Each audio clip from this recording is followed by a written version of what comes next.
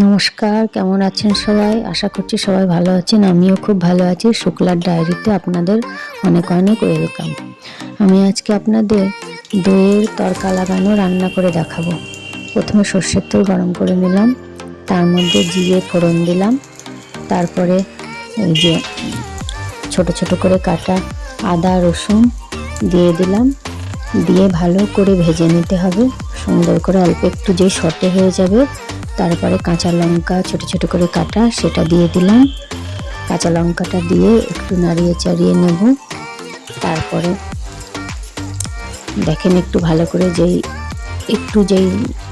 লঙ্কা ভাজা ভাজা হয়ে যাবে তখন চপ চপ করে কাটা পেঁয়াজ আছে সেইগুলোকে দিয়ে দেবো।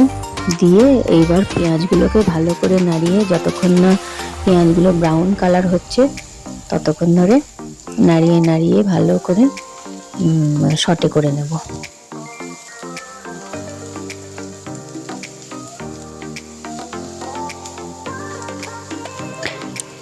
এইবার সামান্য একটু লবণ দেব, দিয়ে আবার ভালো করে নাড়িয়ে নেব।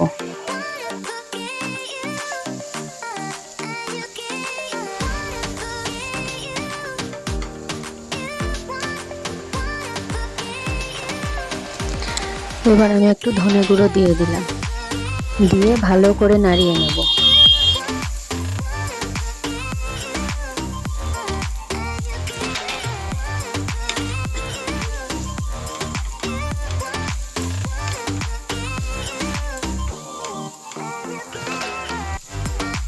যতক্ষণেতে আমার পেঁয়াজটা ভাজা ভাজা প্রায় হয়ে যাচ্ছে ততক্ষণেতে আমি দইটাকে রেডি করে নেব। দইয়ের মধ্যে পুদিনা পাতা ছোট ছোট করে কেটে ভালো করে ফেটিয়ে নিয়েছি, নাহলে কড়াইতে দিলে দইটা ফেটে যাবে, সেই জন্য দিয়ে। আর আমি এর মধ্যে একটুখানি চিনি দিয়ে দিচ্ছি, কারণ দইটা টক আর টেস্টটাকে ব্যালেন্স করার জন্য। তারপরে এবার একটু নাড়িয়ে চাড়িয়ে নিয়ে চিনিটা যেই একটু মিশে যাবে তখন আমি দইটাকে দিয়ে দেবো। দিয়ে মিক্সড করে নিলেই আমাদের দই তড়কা রেডি।